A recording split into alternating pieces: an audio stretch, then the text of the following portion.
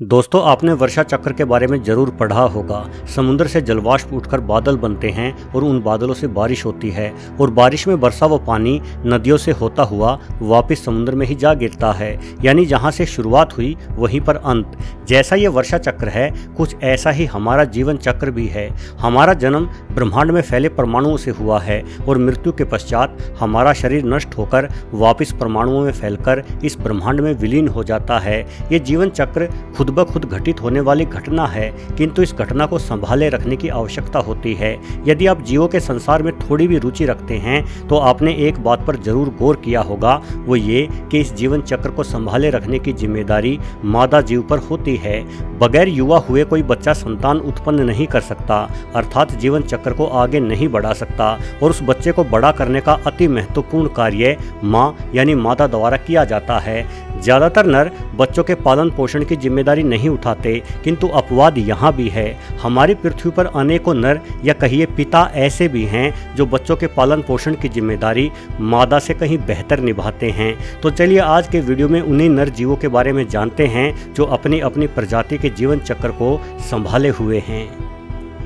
Sea horse. दोस्तों, sea horse एक समुद्री जीव है जिसका घोड़े से उतना ही संबंध है जितना मिस यूनिवर्स बनी युवती का यूनिवर्स अर्थात ब्रह्मांड से। मुझे तो आज तक ये समझ में नहीं आया कि पृथ्वी पर बैठे बैठे हम किसी युवती को सारे ब्रह्मांड की सुंदरी कैसे घोषित कर सकते हैं। खैर, सी हॉर्स के सर की आकृति घोड़े से थोड़ी मिलती जुलती है, इसलिए इसे समुद्री घोड़ा कह दिया जाता है।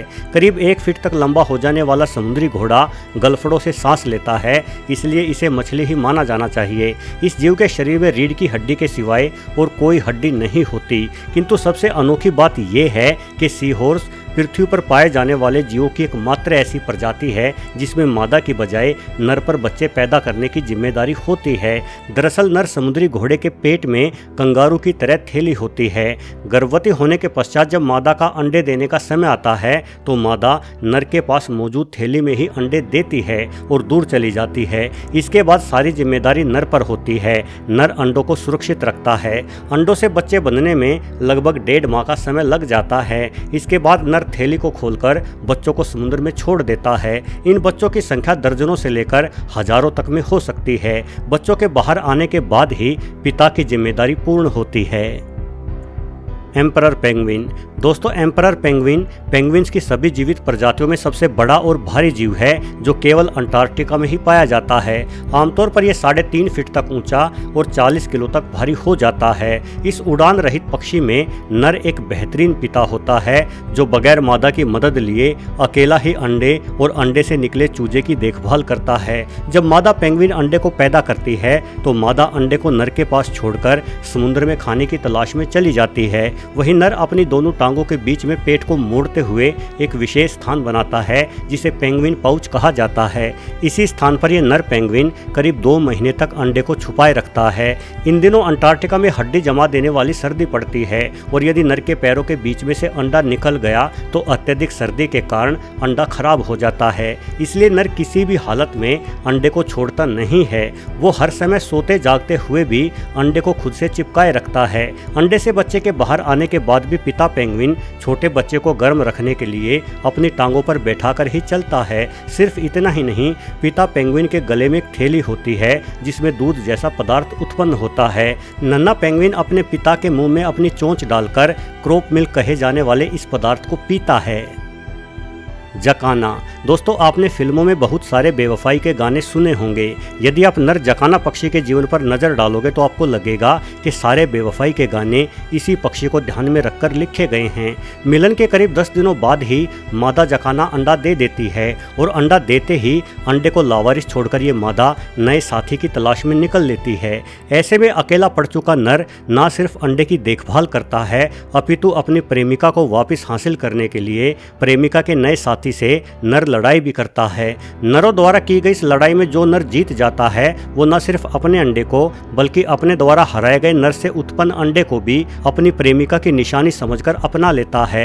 एक नर जकाना को अनेकों बार 4 अलग अलग नरों से उत्पन्न हुए अंडों को भी सेते हुए देखा गया है। वहीं दूसरी ओर मादा जकाना की बेवफाई रुकती ही नहीं। मौका मिलते ही मादा फिर से फुर हो जाती है, किंतु इसके बावजूद भी नर जकाना अंडों से बच्चों के बाहर आने के बाद भी जी जान से सभी बच्चों की देखभाल करता है। जरा इस नज़ारे को देखिए। यहाँ आपको लग रहा होगा कि एक जकाना के पास बहुत सारी टांगे होती हैं, किंतु ऐसा नहीं है। वास्तव में किसी खतरे का आभास होते ही या बच्चों को एक स्थान से दूसरे स्थान पर ले जाते समय नर सभी बच्चों को अपनी पंखों में उठा लेता है। नीचे की ओर लटकती ये टांगे उन्हीं बच्चों की है। मादा द्वारा की गई बेवफाई के बावजूद भी नर का ये अटूट और सच्चा प्रेम सच में आंखों को नम कर देता है।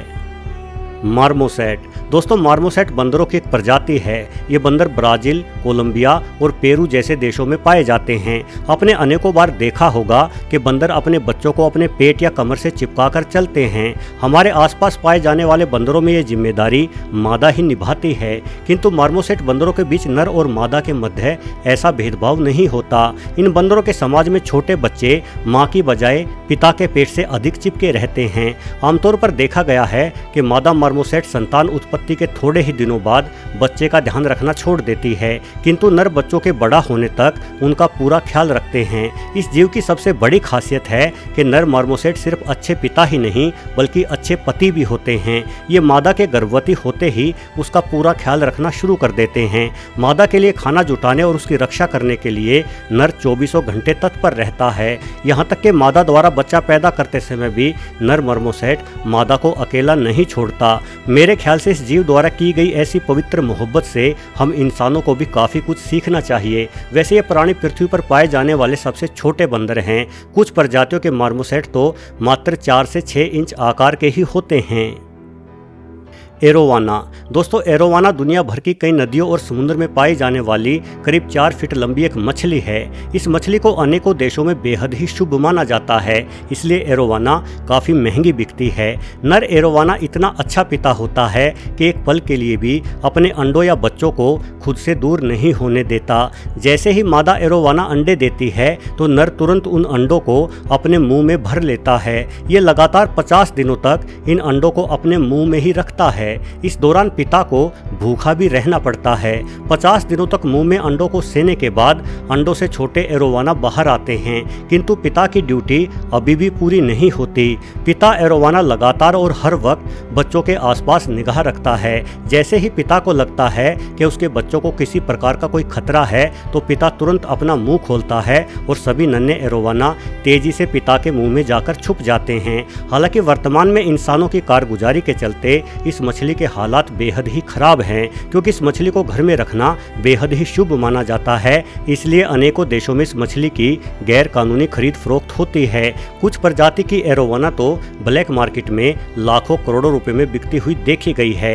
इंसानों द्वारा इस मछली की अत्यधिक धरपकड़ के कारण आज एरोवाना पर लुप्त होने का खतरा मंडरा रहा है। दोस्तों, भले ही इंसानों सहित हमारे आसपास मौजूद अन्य जीवों में पिता अपने बच्चों के पालन पोषण की जिम्मेदारी उठाने के मामले में कम समर्पित हो, किंतु जीवों का संसार बेहद ही विस्तृत और विचित्र है। यहाँ अनेकों पिता बच्चों का पालन पोषण करने के मामले में माँ से भी अधिक समर्पित हो जाते हैं। वीडियो देखने के लिए आपका बहुत बहुत धन्यवाद।